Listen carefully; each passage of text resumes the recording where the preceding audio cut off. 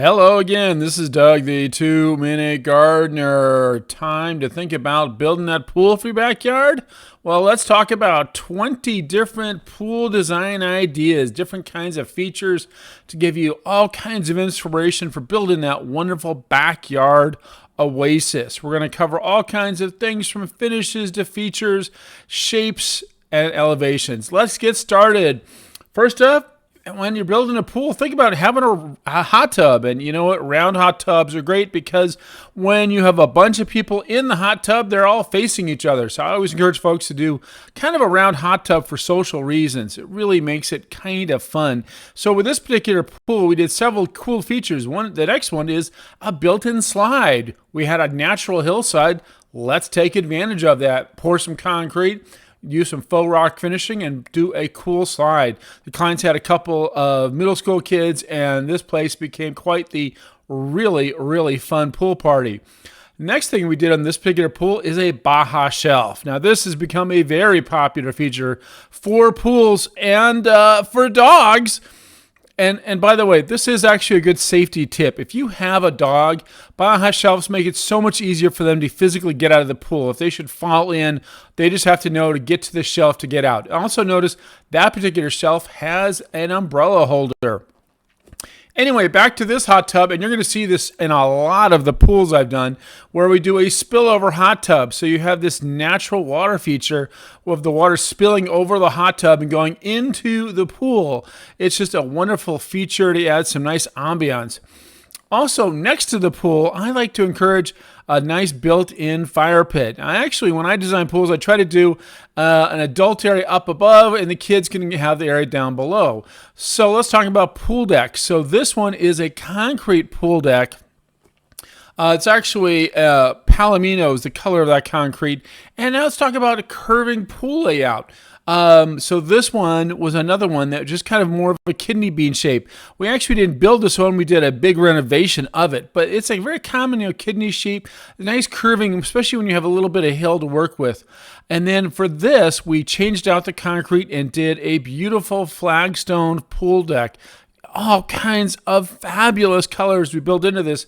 And then right next to it, of course, we built a wonderful social area. There's the built-in fire pit with the barbecue and then an artificial turf area for their dog. So let's talk about smaller pools, smaller budgets, smaller areas. Here's a wonderful example of a small lap pool. So this lap pool is only 30 feet. It's still a good lap pool. And it's also raised up just a little bit to make it easier to get in and out of. It's kind of a fun feature. A different kind of pool deck you could think about is a paver pool deck. So we showed you concrete, we showed you flagstone. Now we're looking at a paver pool deck. By the way, please like, subscribe, and share if you are enjoying this video. So the advantage of a paver pool deck is that it gives you some great color and texture combinations. It really is kind of a fun thing. Another thing I always like to encourage people to do when they're doing a pool deck is some kind of small shade structure. And that was a really nice little kit. You'll see it again in just a minute. So here's the fourth kind of pool deck, artificial turf.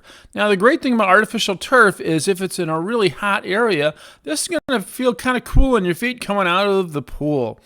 All right, this one was a bigger pool and necessitated, because it had a nasty slope, a big retaining wall built right next to it. And so we did this nice retaining wall to give some nice clearance around the pool. Another feature that you might want to consider about is a built-in water feature, not tied to the hot tub, but just an independent water feature. This can be plumbed fairly easily. It just recirculates the same water from the pool, but again, gives you that wonderful water feature sound right in your backyard when you have it going. And of course, when you're doing a pool, it's really important to think about lighting. With LED lighting now, there's all kinds of fabulous combinations that you can do in a pool. And then we also obviously did some lighting around the edge of the pool. Another cool feature to think about for a pool is a diving board. Again, if you have kids, diving boards are cool things. But just keep in mind, any kind of diving board or slide, you're going to need to have at least an 8-foot deep end at that particular spot. 10 might be better for diving boards. All right, next is a raised deck above it, which is kind of a cool little feature. Again, I like to do these raised decks for the adults to hang out and look down at the kids playing in the pool. Another wonderful feature for pools is the pool house. Now, this serves a couple different prominent features. It gives you a bathroom, it gives you an area to change, and even if it's big enough, a little barbecue area. Another one you can always think about doing is a really cool little just outdoor bathroom. You know, if you're going to have a pool that a lot of kids are going to come and play at, you really don't want them tromping through the house when they're all soaking wet. Think about putting in a little outdoor bathroom. Doesn't have to be very big. This one's only 8 by 10. And right outside it, you can do a nice outdoor shower. This is kind of a nice feature to rinse off before they go in or after they come out. So kind of is nice.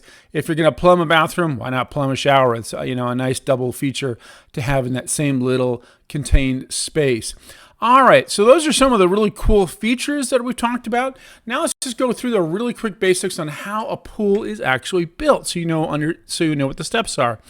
So first up, obviously, well, actually, the most important step is having a design and a good contractor. But once they get going, then you're going to do some excavation, lay the rebar, and then once all that's done, you put down a kind of a concrete thing called Gunite. And basically, this forms the outer shell of the pool. This is completely waterproof, and this keeps any water from leaking out of the pool. And it's usually 6 to 8 inches thick, depending on the soil around it. Again, just a basically concrete shell that goes around it. Once that's done, then it's time to excavate and lay down all the electrical and water utilities for this particular pool. Again, talking about everything from LED lighting to pool pumps to an automatic pool cover. And if you're doing a pool, it needs a filter, a pump, and a heater, all plumbed in an area. And then you do some kind of cool enclosure to enclose all that stuff so it's not quite so visible. The next step is the pool coping. And the pool coping can be anything. It can be flagstone, it can be brick, it can be pavers. It really depends on what the rest of the pool deck is going to look like. All right, once the coping's done, then you can do the rest of the deck. Now, this particular pool is getting flagstone, so it needed a concrete sub-base that the flagstone was going to sit on. And again, this goes back to the pool coping. You have to do the pool coping before you do any of this because this establishes the level of the deck. And also, there's a little material in between the coping and the flagstone material called mastic, and that serves as a little insulation buffer between the two. Once that's done, you plaster the pool. Now, in some cases, you actually want to plaster that pool before you do the pool deck itself because plastering can be a messy process. Lots of different plastering finishes, and these guys actually are installing a PebbleTech finish, which has some really cool color variations and grip, and you're about to see that in a second. So this is called plastering a pool, and it's usually a one-day thing guys roar in. That's what the PebbleTech looks like when it's all finished, and after the plaster has had time to set, time to add some water and make sure everything's flowing and it's all great. And now it's time to let everything heat up, test it, and then it's time to jump in or throw a wedding. This particular pool, we were under a little time pressure because they decided to have a wedding at the right around the pool deck. And so it was really wonderful. They did the reception, and then the bride came down this lovely carpet with a ton of beautiful white flowers. The hot tub there had a bunch of flowers floating in it, lots and lots of candles. It was just a really beautiful sight. So again, pool decks serve many, many purposes, even weddings. I've actually done a couple of weddings around pool decks. Well, that's all the time we have for today. If you enjoyed this video, again, like, share, and subscribe to the 2-Minute Gardener to see more videos to help you with your landscape. Until next time, this is Doug, the 2-Minute Gardener, saying thanks for watching.